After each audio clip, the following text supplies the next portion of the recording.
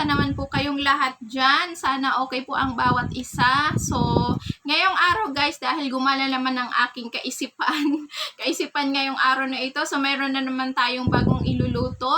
So, gagawa tayo ng masarap na dessert. Gagawa tayo ngayon ng jelly flan. So, ayan guys, abangan nyo na lang. And sana ma-perfect ko siya kasi kinakabahan ako guys kasi first time ko siyang gagawin. So, ayan guys, sana talaga ma-perfect ko siya. So, see you later guys.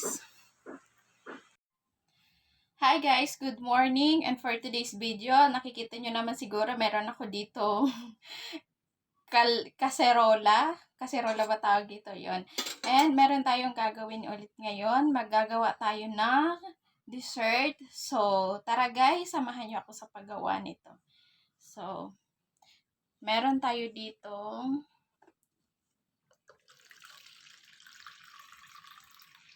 4 cups of water.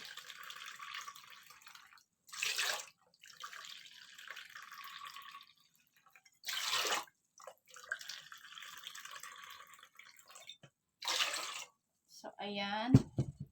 Meron tayo dito 4 cups of water.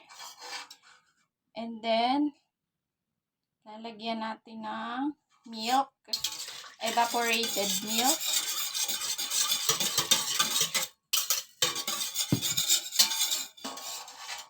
So, ayan guys. And then, maglalagay tayo ng Mr. Gulaman. Isang pack.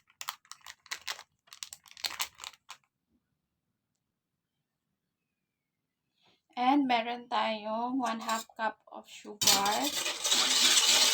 Kung gusto nyo ng matamis guys, kayo na ang bahala. Dagdagan nyo na lang.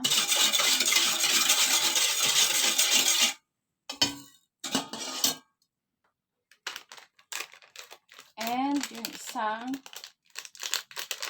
Mr. Hot Gulaman.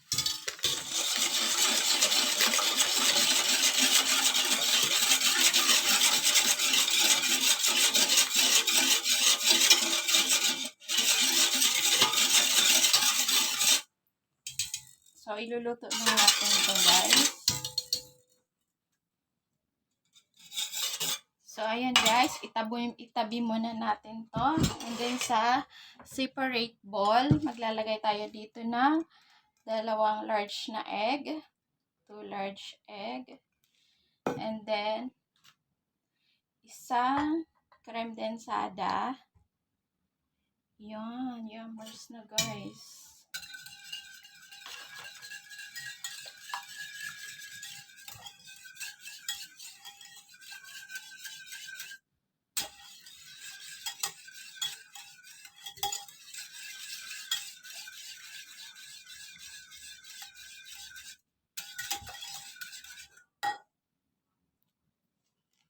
And guys, maglalagay din tayo ng 2 tablespoon na cornstarch.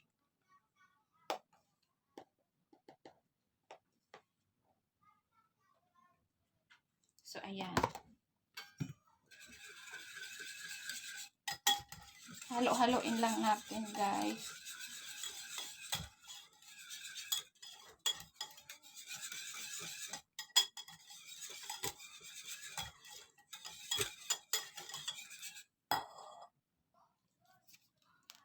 And guys, ito na yung itsura niya. Ayan. And then, ilalagay natin siya dito, guys. Ihalo natin siya dito. Sasalain natin para walang buo-buo. So, ayan, guys.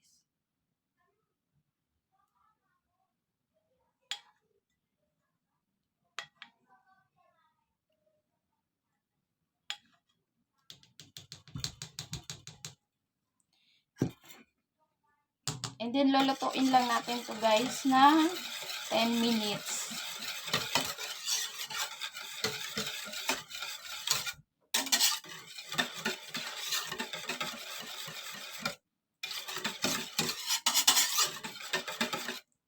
Lulutuin lang natin to sa mahinang apoy, guys.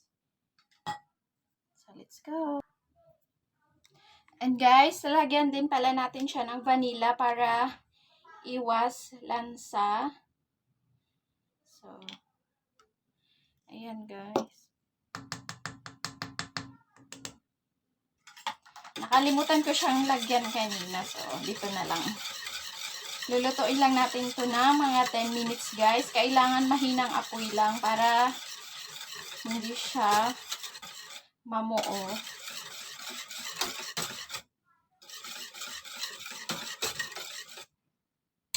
So, let's go guys. So, ayan guys, napukuluan ko na pala yung ating mixture. And then, nailagay ko na siya sa ating lianera. Ito palang lianera to, meron na pala tong tinunaw na asukal. Nagtunaw ako dito ng asukal. Hindi ko na pinakita sa inyo kasi nahirapan akong gawin siya. So, ayan guys, papalamigin lang natin to. Then titikman natin later kung ano ang magiging lasa nito, kung masarap ba or hindi, or kung failed or hindi, basta yan. See you later guys, titikman natin ito mamaya. Papalamigin muna natin, then ilalagay natin siya sa ref para malamig siya. So yan guys, titikman natin ang ating smooth and creamy jelly flan.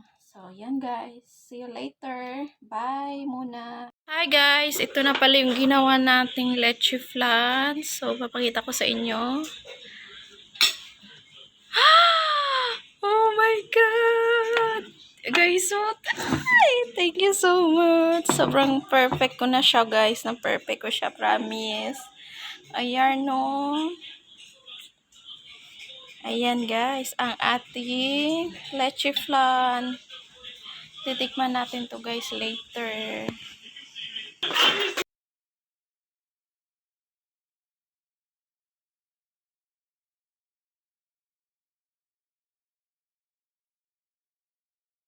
So, ayan guys, dahil nakita nyo naman yung ating leche flan or jelly flan na na-perfect ko siya. So, thank you sa aking sarili dahil na-achieve ko yung gusto kong texture nung leche flan. Maybe sa inyo hindi siya gaano ka-perfect, pero dahil first time ko siyang gawin, ayan, para sa akin, perfect ko na siya.